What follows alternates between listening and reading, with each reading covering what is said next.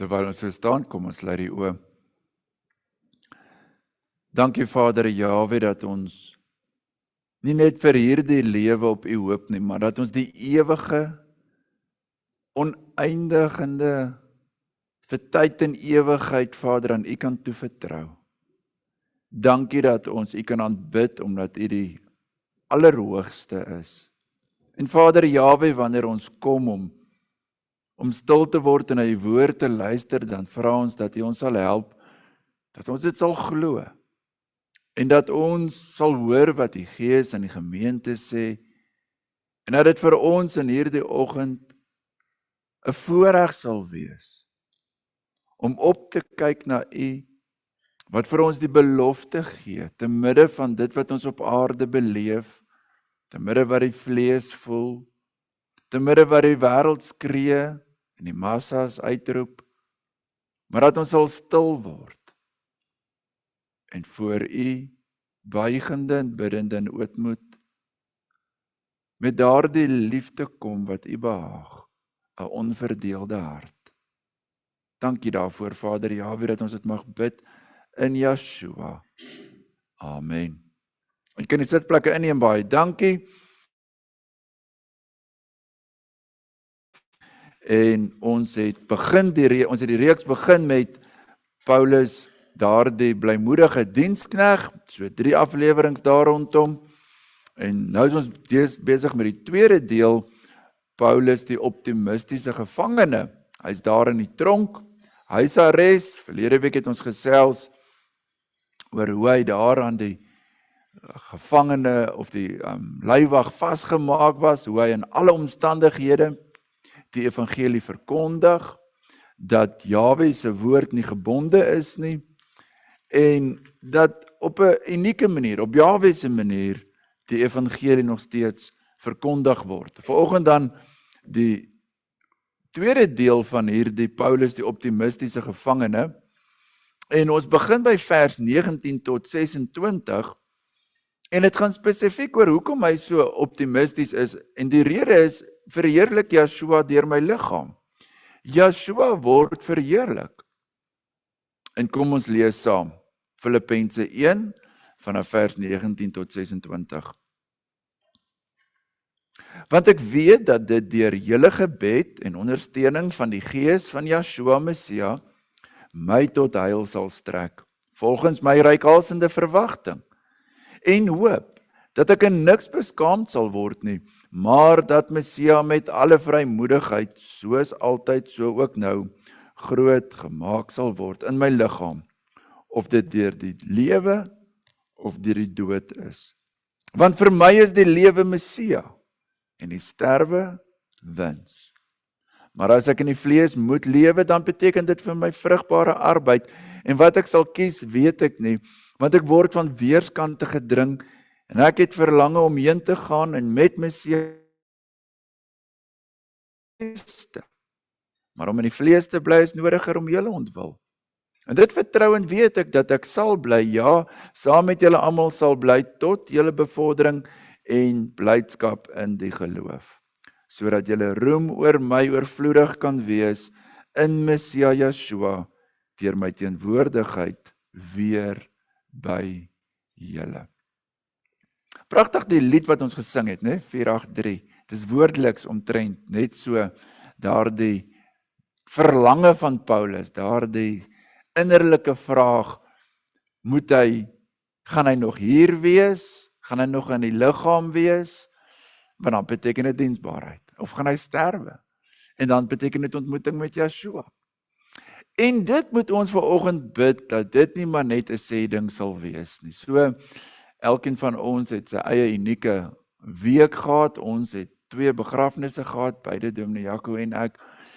En dan is 'n mens regtig, as mens so by 'n oop graf staan, dan besef mens net weer eens, hoe bevoorreg is ons om Filippense 1 in ons Bybels te kan hê. Dit is so prakties, dit is so toepaslik.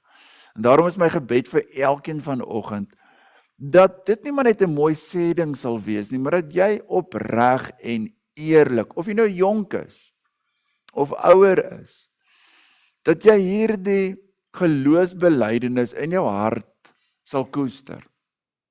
Want dit verheerlik Jahwe. As ons lewe op so 'n manier dat dit gekenmerk word deur waaksaamheid, verantwoordbaarheid. Dat jou hele lewe getuig soos wat Paulus hier sê, hy verheerlik Yeshua in sy liggaam. Kom ons begin daar by vers 19, wanneer Paulus sê, want ek weet dat dit, en nou dit is wat ons laas hanteer het, sommige verkondig Yeshua uit afguns en teenoor Paulus naaiwer, die predikante wat so 'n bietjie hulle eie unieke stryd het, en ander verkondig Yeshua uit opregtheid. Maar Paulus weet dat maak nie saak hoe Yeshua verkondig word nie, deur die gebed van die gemeente en die ondersteuning van die gees van Yeshua Messia, dit om tot heil sal strek, tot soteria in die Grieks verlossing. Wanneer ons weer eens oor gebed gesels, gebed vir ander sake, gebed in die gemeente, wat gerig is daarop dat die woord van Jahwe so saad gesaai word. En ons weet, Paulus sê, een het gesaai, ander een het nat gemaak, maar dit is net Jahwe wat kan laat groei. En dit is hier die gebede wat, dit is nie maar net prediking nie, maar dit is saad wat gesaai word en die gemeente dra dit op in gebed en vra Vader, hierdie prediking of dit nou is, Paulus daar in die tronk gebonde, en of dit nou 'n predikant daar buite is wat vry loop, laat u woord vrugbaar wees, want dit is net u wat kan laat groei. Wat so kostelik is in dieselfde sin en die ondersteuning van die gees van Yeshua. Die belofte van die Heilige Gees is iets wat ons baie meer moet koester in ons lewe. Eerstens, as ons boaan kan skryf, Yeshua sê vir die disippels, ek laat julle nie as wees agter nie. En dan spesiaal die werk van die Heilige Gees, hy sal julle alles leer wat ek julle verkondig het. Hy sal julle herinner, hy sal dit lewend maak. Hy sal daardie in die naam van Yeshua, daardie hele sending van Yeshua, sy sterfte, opstanding, oorwinning, heerskappy, dit is die Heilige Gees wat die woord in ons lewens krag maak. Nou ons gaan sien vanoggend dat saam met Filippense gaan sekere onderwerpe wat Paulus baie in Korintiërs en in Romeine hanteer het, baie, waarvan ek al geopen het in 1 Korintiërs 12, ons is sy liggaam. En dan spesiaal, ons is deur een gees deurdronge. Dit is 'n realiteit dat bo aan ons lewe, ons sê so maklik, ek het dit in die woord van Jahwe self ontdek, of 'n mens gee nie altyd die regte volle erkenning dat ons is wie ons is, die woord het in ons lewe vrugbaar geword, deur gebede en ondersteuning van die Heilige Gees. Die gemeente bid, hy wat 'n oor het, laat hom hoor wat die Gees in die gemeente sê.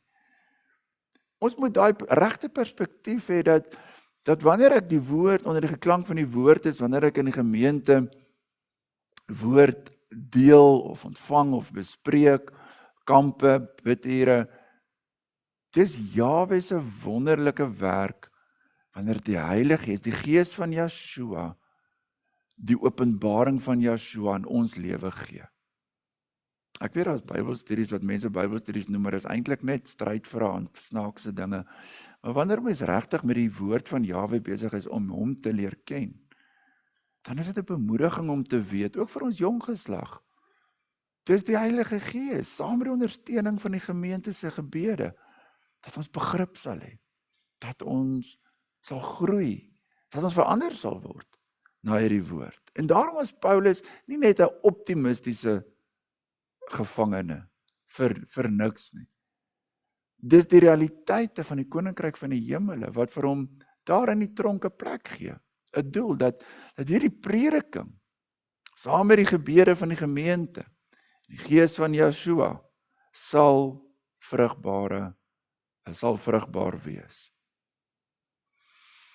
Vers 20. Volgens my reikhalsende verwagting en hoop dat ek in niks beskaamd sal word nie, maar met maar dat Messia met alle vrymoedigheid, soos altyd so ook nou, groot gemaak sal word in my liggaam, of dit deur die lewe of deur die dood is. Nou dit vereis 'n baie meer volwasse geestelike lewe as net ek gaan hemel toe. Ons praat hier van die raadsplan van Jahwe. Ek is nou seker as ons die woord reikhalsende verwagting hoor. Daar's nog een plek elders waar Paulus die woord reikhalsend, soos in Afrikaans nou daar staan. Dis 'n vurige verwagting. Dis 'n verwagting wat hy in Filippense 3 sê, ek gryp na Yeshua, omdat ek deur hom gegryp is. Ek jaag daarna. Daar's hierdie geweldige dinamika. Dis nie net ek so passiewe gelowige. Nee, daar's 'n reikhalsende verwagting en hoop. Nou kom ons terug na die werking van die Heilige Gees. Blaai gou saam met my in Romeine 5. Dis hoe Paulus dit bietjie anders te bewoord, maar is dieselfde gedagte. Romeine hoofstuk 5.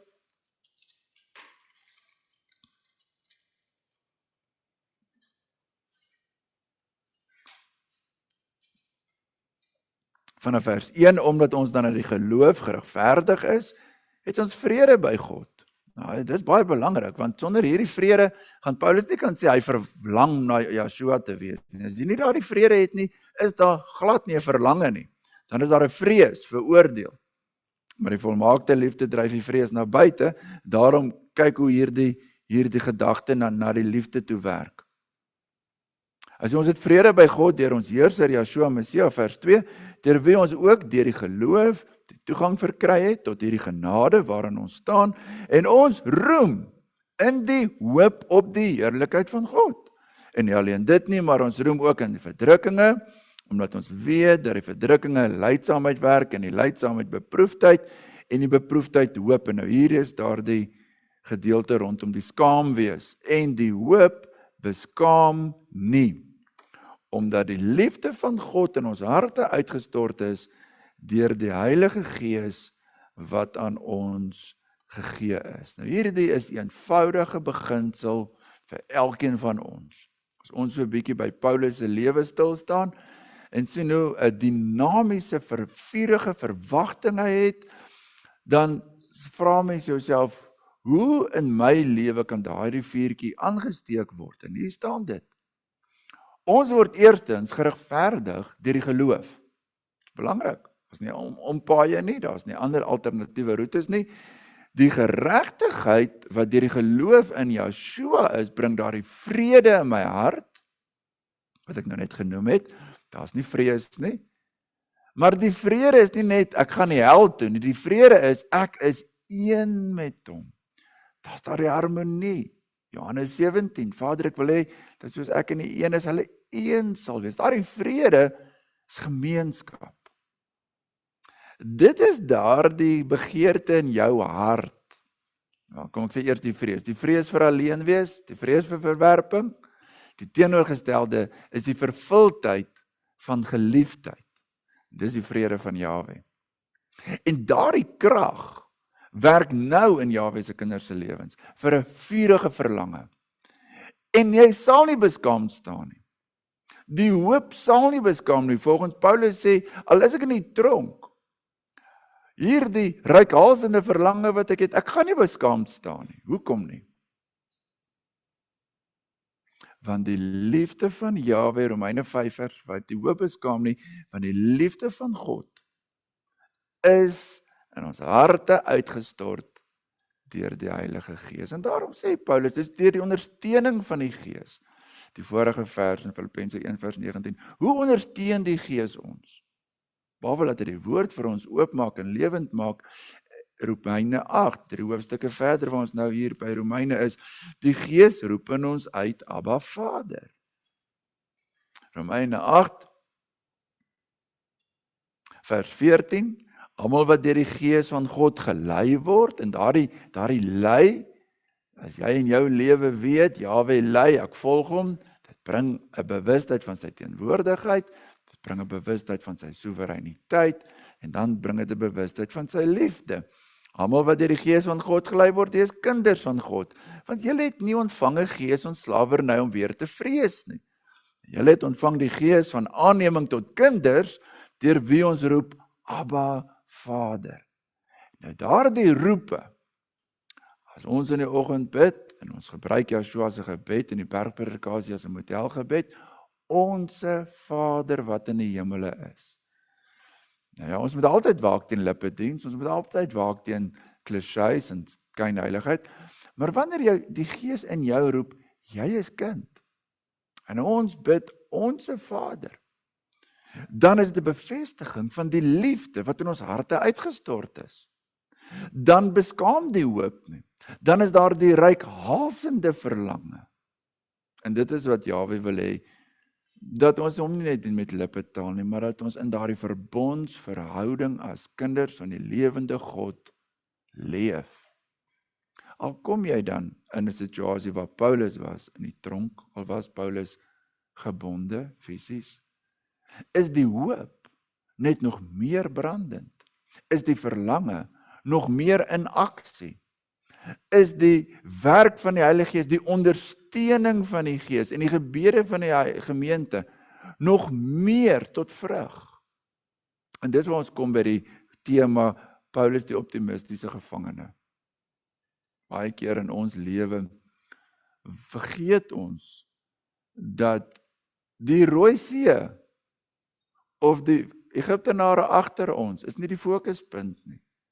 Die fokuspunt is die liefde van Jahwe wat in ons harte uitgestort is en geopenbaar is in Joshua, deur die krag van die Heilige Gees. Paulus sê in hierdie Romeine 8, 'n paar verse vorentoe, vers 11, Romeine 8 vers 11, as die Gees van hoofletter hom wat Joshua uit die dood opgewek het, in julle woon.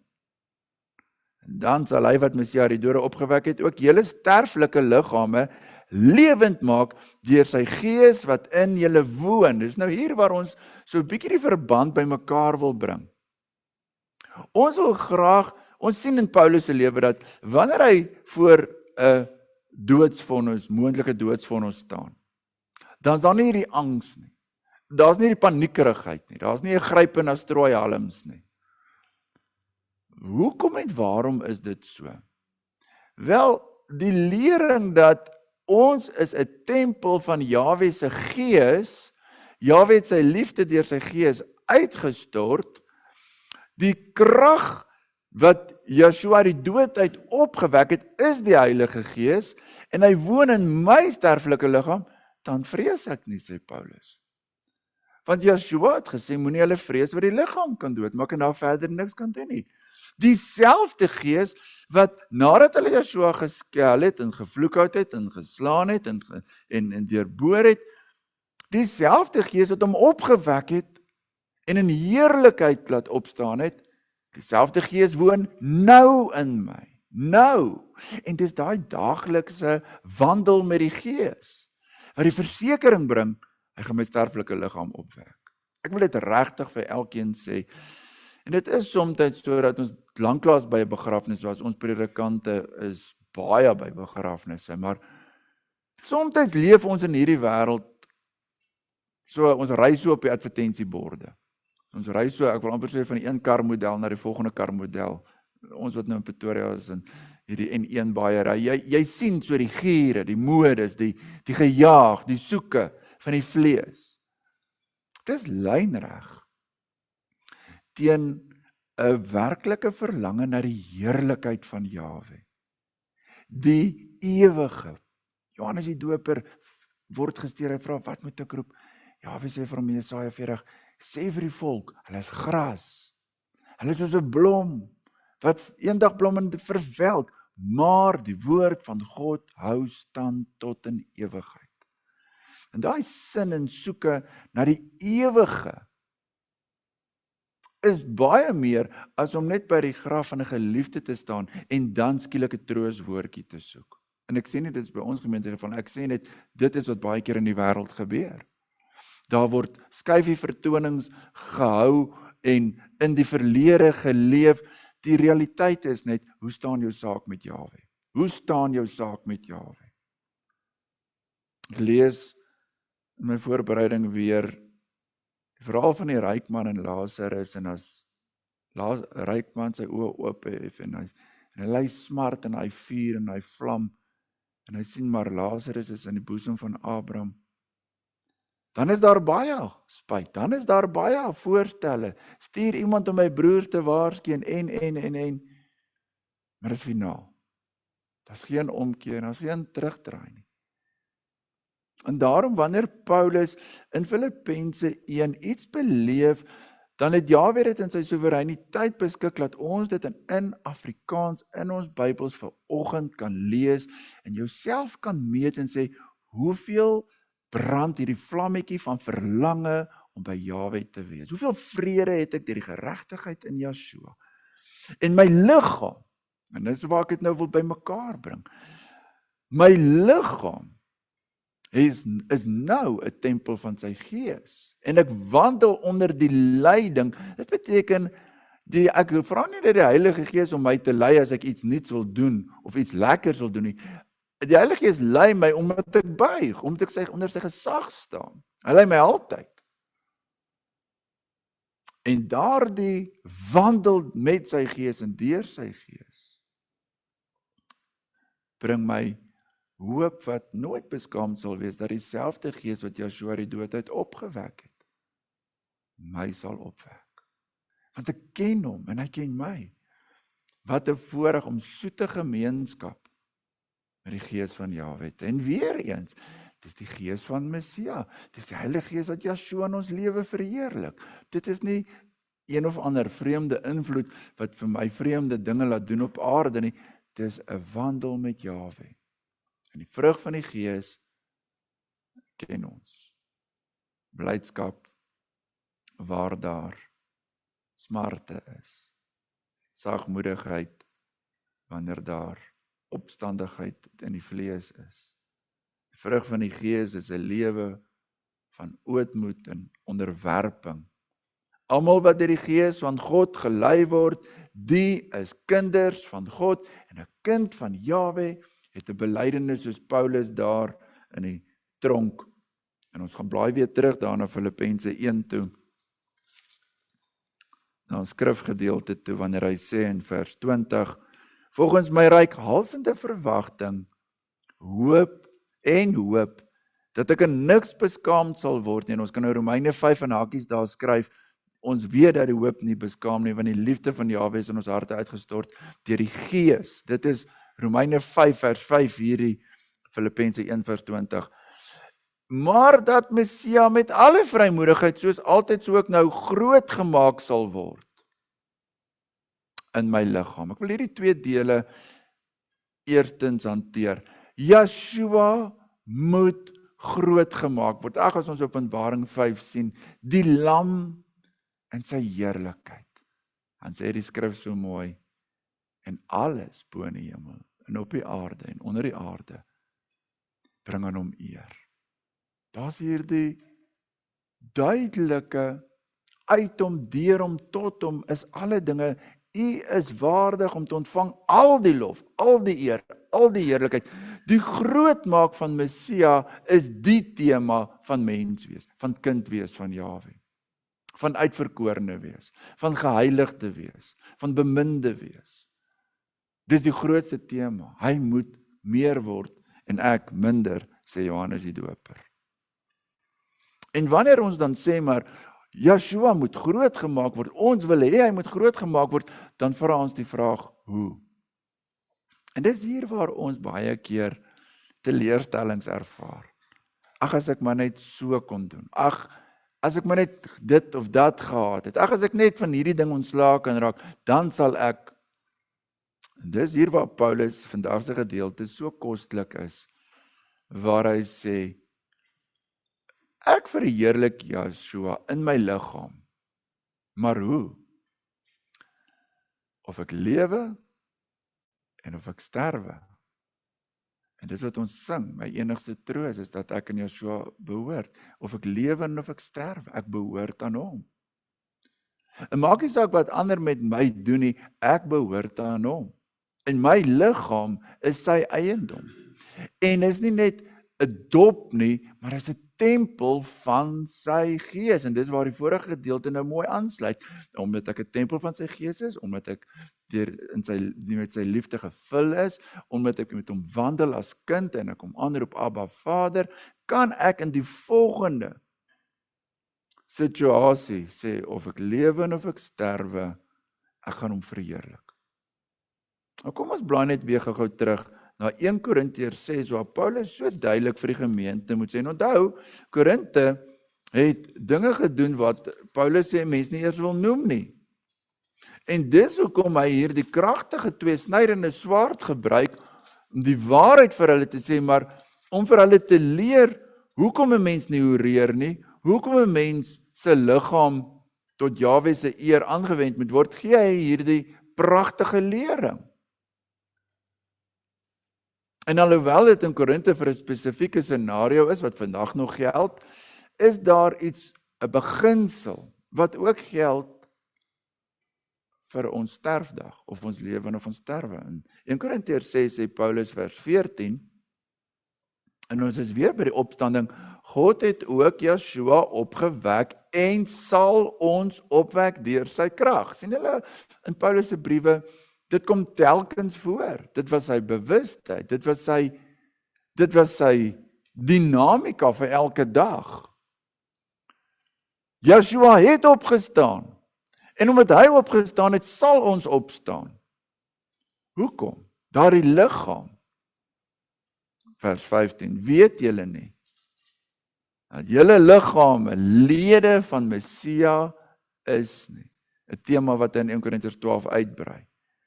Sal ek dan die lede van Messia neem en dit lede van 'n hoer maak? Nee, stellig nie. Of weet julle nie dat hy wat 'n hoer aanhang met haar een liggaam is nie? Want die twee sê hy sal een vlees wees. Maar wie Joshua aanhang, is een gees met hom. Vlug vir die hoerery. Enige sonde wat 'n mens doen is buite die liggaam, maar wie hoerery bedryf sondig teen sy eie liggaam.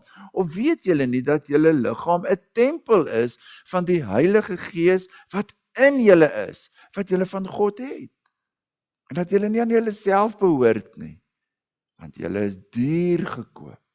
En nou die opdrag. Verheerlik God dan in julle liggaam en in julle gees wat aan God behoort. Dit is die tema. Dit is die lewens, ek wil dit nie eers sê filosofie nie, maar in die mooi sin filosofie, liefde vir waarheid, liefde vir wysheid. Dis die gedagte raamwerk, hierdie liggaam het ek van Jahwe gekry. Ja, hy is deur die sonde geskaad, ja, hy is verganklik, maar nog steeds sê 1 Korintiërs 15, hierdie liggaam word in oneer gesaai, hierdie liggaam word in verganklikheid gesaai, maar hy sal opstaan. Daar's nou 'n natuurlike en daarna 'n geestelike. Die geestelike is nie eerste nie, daar's nou hierdie liggaam. Die punt is net, daar is nou hierdie liggaam. En hy's duur gekoop. En jy het nou die voorreg om 'n tempel van die Heilige Gees te wees. En wat gebeur wanneer ek 'n tempel van sy gees is? Dieselfde krag, die opstandingskrag, die Heilige Gees wat Joshua opgewek het uit die dood, werk die lewe in my, sodat ek 'n vurige, 'n reikhalsende verlange het om met hom gemeenskap te hê. Wie Joshua aanhang, vers 17, is een gees met hom. Wie 'n hoer aanhang, word een met haar of met hom. Skokkend. Prakties. Hoe lyk jou lewe? Daarom lees ons van Israel se hoerery in die woestyn.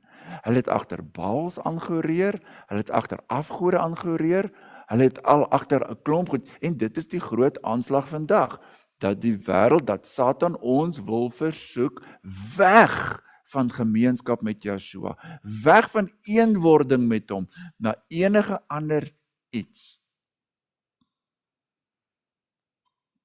Jou lewenswandel bepaal of jy 'n reikhalsende verlange het om hom te ontmoet. Want as jy met die wêreld hoereer, kan daar nie by jou. Dit is onmoontlik. 'n verlange wees na Jahwe om by hom te wees nie. Daar's wel 'n sieklike vrees want ek is bang vir die hel en ons hoop maar ons gaan die hemel toe. Maar dit is teenstrydig met die openbaring van Jahwe se woord. Jahwe leer vir ons. My kind, ek het jou dier gekoop. Jou liggaam is my tempel. Jy word gevul, gevoed, gekoester deur my gees, jy onder sy leiding, 'n lewe van onderwerping, 'n lewe van gemeenskap, sodat daar hierdie vurige verlange na my kan wees, sodat, en dit is ons punt in vers 20, Filippense 1, Yeshua deur jou liggaam groot gemaak sal word. Deur jou liggaam. Nie net lippediens nie. Nie net soos wat jy dink jy het sou wou gedoen het nie. Dis die raadsplan van Jahwe. Dis die lekker deel om vanoggend te sê, ons kyk nie wie die mooiste haarkleur of die mooiste liggaam of hardloop die vinnigste. Daar is, elkeen van ons het 'n liggaam, maar die doel is om 'n offer te wees, Romeine 12. Dis julle redelike godsdiens. Tempel van sy gees, die vrug van die lippe wat sy naam bely. Die hande wat uitreik en sê, Jahwe, laat dit met my wees soos wat u wil. Laat u wil geskied. En ons moet daarop fokus, ons moet klem lê. Om vir mekaar dit te sê, of jy jonk is en jou jongmens lewe voorlê, en of jy ouer is, en jy voel maar hierdie liggaam gee daarom nou vir my opdraande. In daardie opdraande is jy geroep om Jahwe te verheerlik. Die vrug van lydsaamheid, die vrug van Jahwe, ek verlang na u. Jahwe, ek weet die tyd van my heen gaan is naby, maar as ek nog werk hier het, en ons gaan oor na die laaste fase van die boodskap, hoekom word Jahwe my lewe verheerlik, in my liggaam, as ek nog hier op aarde is? Filippense 1, ons lees daarvan 'n vers 21, as Paulus sê, vir my is die lewe Messia, en die sterwe wins. Vir my is die lewe Messia, bedoelende, as ek nog hier op aarde, môre, maandag sien, dan is maandag 'n dag gewy aan Yeshua. Messia is my alles. As ek wakker word, het ek daai ingesteldheid tot diensbaarheid. Al voel ek wil plat in die bed lê, met griep, dan sê Yeshua nog steeds my alles. My hele gedagtegang, as ek in hierdie vlees moet lewe, beteken dit, vers 22, vir my vrugbare arbeid. Dit is teen die wêreldfilosofie, dat jy op hierdie aarde jouself moet geniet. Dis teen die advertensieborde, een lewe, geniet hom. Maak by mekaar, jy verdien paai en pamperlang, jou vel verdien die beste roompies. En daarmee sê ek nie, mag jy room gebruik, ja, as dit so skurf so krokodil raak, dis nie wat ek bedoel nie, ek bedoel in 'n idiomatiese uitdrukking. Ons wil onsself balsem, en ons wil onsself hier vir altyd hou. Paulus sê, as ek die kans kry, om môre te sien, is dit vrugbare arbeid. Want Messia is my alles. En ek is daar die onverdienstelike diensknegt waarvan Yeshua in die evangelie praat, wat sy vreugde vind om hom te dien. Om maar net te kan sê, ek is in die koninkryk van Jahwe 'n eerbare diensknegt. Ek het nie myself aangestel nie. Ek is duur gekoop. En dit wat ek doen ek vir Jahwe en nie vir mense nie. Want ek weet, daar kom 'n dag, wat die woord sê, hy vir sy diensknegte sê, mooi, so goeie en getroue diensknegt, oor weinig was jy getrou, oor veel sal ek jou aanstel. Paulus kan hierdie drang ervaar, van weerskante word ek gedring, want hy lewe as 'n tempel van die gees van Jahwe, en die gees van Jahwe roep, Abba Vader, ek wil by Jahwe wees, Psalm 76, wat my aangaan, dit is my goed om by Jahwe te wees. Almal kan my verlaat, ek wil net by Jahwe wees, in die skuilplek van die Allerhoogste. Dis waar my hart so klop is, maar vir my beteken hierdie lewe vrugbare arbeid. Dink daaroor. Wat is die beste? Dink soos Paulus daaroor. Dis nou om jou brood aan al twee kante geboter te hê. As ek lewe, lewe ek vir Yeshua. En as ek sterwe, dan is ek by hom. Daar klink nie soos iets negatiefs aan een van die twee nie. Al twee is tot veel blydskap. Maar ons dink nie altyd so daaroor nie. Want ons is nie altyd op die plek waar ons lewe net vir Yeshua is nie. So maklik begin selfsug en vrees en die hier en die nou vir my groter word. Daarom vanoggend se boodskap, as ons so 'n bietjie by Paulus se vrugbare lewe stil staan, dan sien ons dat in uiterste situasies, 'n tronk, wat nie hotel is nie, gevangenis, ons hou van vryheid. Ou mense hou van privaatheid. Jong mense hou van privaatheid. Soos jy dit wil doen. En daarom soos Paulus hier onder huisarrest is baie moeilik. Dit is baie moeilik. Maar hy kyk nie daarna nie. Hy sien die arbeid in Yeshua. Hy sien die geleentheid. Hy sien verby die verleentheid na die geleentheid.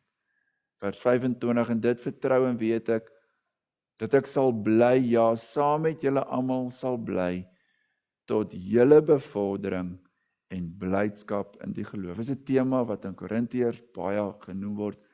Paulus beywer om vir die blydskap van die gemeente, vir die groei. Hy wil die gemeente voorstel as 'n reine maagd.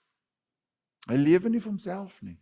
Die tema wat ons in Filippense 2 gaan sien, dat niemand iets moet doen uit selfsug of ydelle eer nie, maar in nederigheid moet die een die ander hoër ag as homself. Hierdie Filippense 1 vers 25 skep al klaar daardie vrug.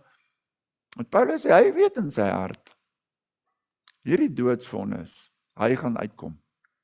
Hulle gaan hom sê, hy kan maar gaan. Sodat hy hierdie hartsbegeerte om by die Filippense te wees, om te arbei. En dit het ook so gebeur. Hy het nog gaan arbei. Hy is later, die tweede keer gevange geneem, waarna hy in 2 Timoteus se brief skryf, ek weet dat die tyd vir my ingaan naby is. Ek het die goeie stryd gestry, ek het die geloof behou, en verder is my weggelê die kroon van die lewe. Maar in hierdie geval, dis waarmee wat ek wil vasmaak, die begeerte om vir Jahwe te werk. En ons weet in Jahwe se soewereiniteit is ons dag van ons sterfte klaar bepaal, maar daar moet nog steeds 'n realistiese elke dag, Vader, ek wil werk.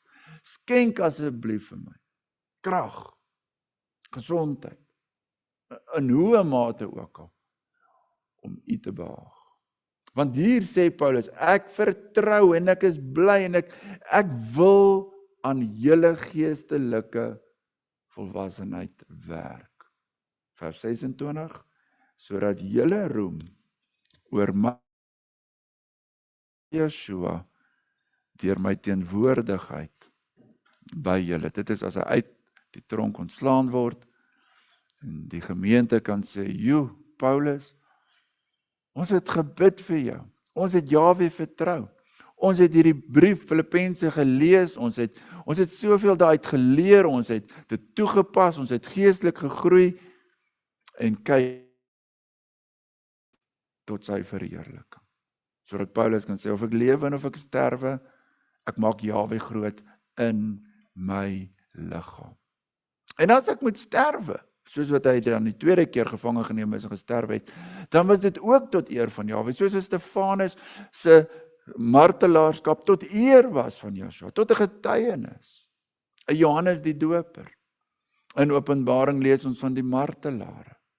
En dit alles verheerlik, hulle geloof, hulle onwrikbare toewyding wat deur die Heilige Gees gewerk is, verheerlik Jahwe.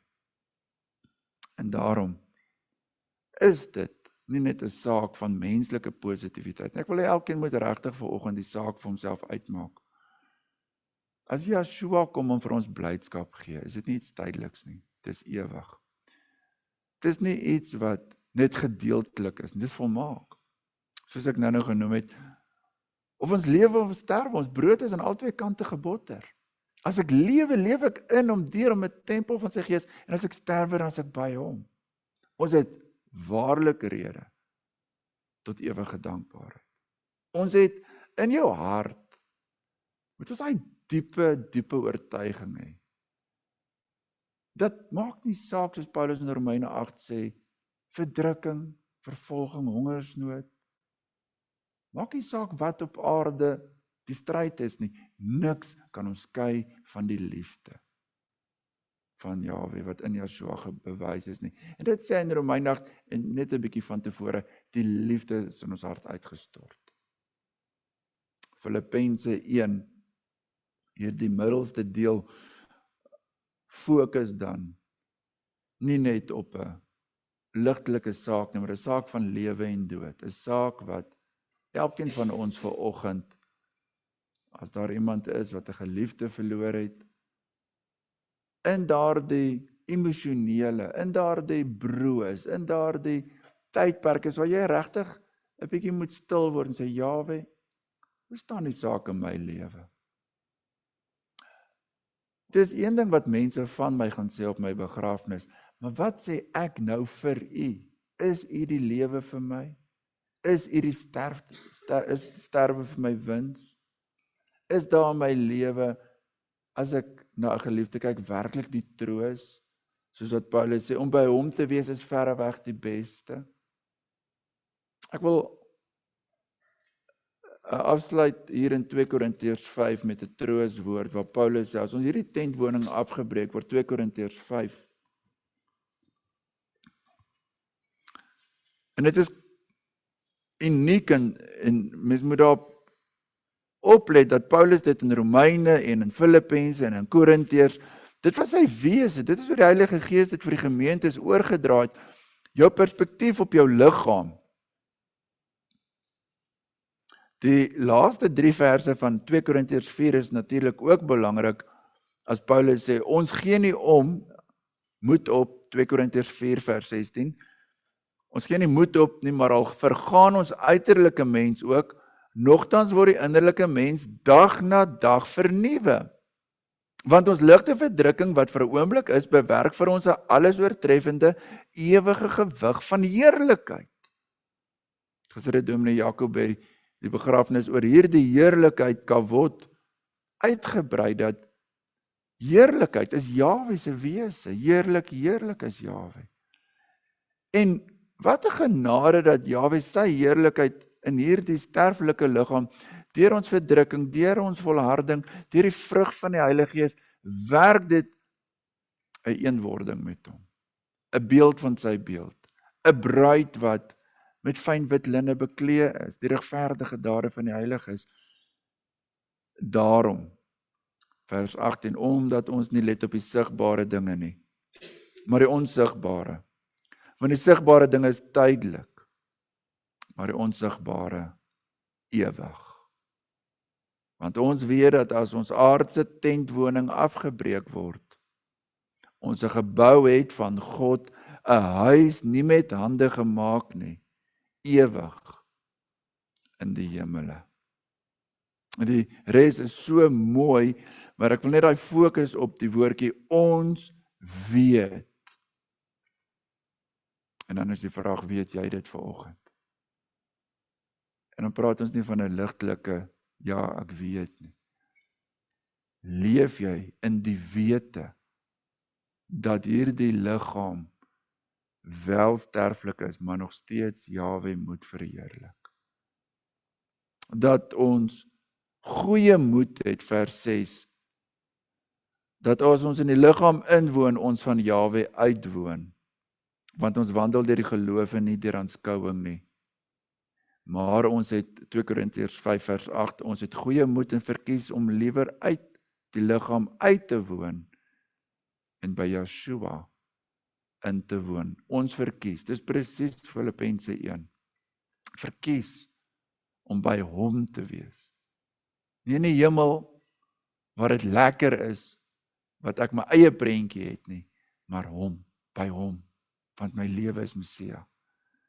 En as ek nou van hom uitwoon en in hierdie liggaam inwoon, dan is ek nog steeds sy tempel. En as ek hierdie aardse tempel afgebreek word en ek by hom inwoon, dan is ek nog steeds sy eiendom. En mag Jahwe ons geloof vanoggend versterk. Om anders te dink en te praat en te leef in hierdie lewe en oor hiernamaals. Mag ons as gemeente 'n vrug van 'n verlange, 'n reikhalsende verlange wat sigbaar is. Wat as jy waarvan die hart van vol is, loop die mond oor. Getuig die dade, getuig die verantwoordelikheid, die prioriteite, die waar is my hart? Die skatte waarvan Joshua in die bergpredikasie, waar die hart is, daar sal die skat wees, en waar die skat is, sal die hart wees. Mag Jahwe vir ons in Filippense ook 'n realistiese beeld gee, waar 'n man in 'n tronk sit, die realiteite van verdrukking en verlange na mense in die gemeentes, en alles waarmee ons vandag nog steeds gekonfronteer word, dat ons kan sê, Jahwe, vir my is hierdie lewe vrugbare arbeid in Yeshua. En as ek sterf, dan is ek by U. Kom ons staan en bid ons saam.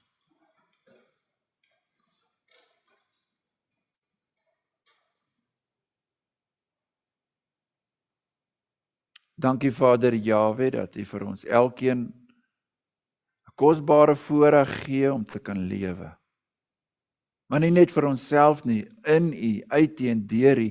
Dankie dat ons kan erken en bely. Ons is 'n tempel van die Gees. En ons behoort aan U. Vader Jahwe, ons wil as gemeente vir U vir genade bid, vir al ons ontrouheid, al ons hoerery, al ons kere wat ons harte agter die dinge van die wêreld aanneig. En dan spesiaal ook ons liggame, wat ons so maklik skend met dit wat verkeerd is. Ons bid en vra U, Vader, help vir ons om ons liggame, ons wese, ons verstand, ons kragte, ons hart offer aan U toe te wy, sodat of ons lewe en of ons sterwe, ons U verheerlik, dat Yeshua groot gemaak sal word. Halleluja. Amen. Terwyl ons so staan, kom ons hef die hande op. Jahwe sal ons seën en ons behoed. Jahwe sal sy aangesig oor ons laat skyn en ons genadig wees. Jahwe sal sy aangesig oor ons verhef en aan ons sy vrede gee in Yeshua deur die krag van die Heilige Gees. Amen.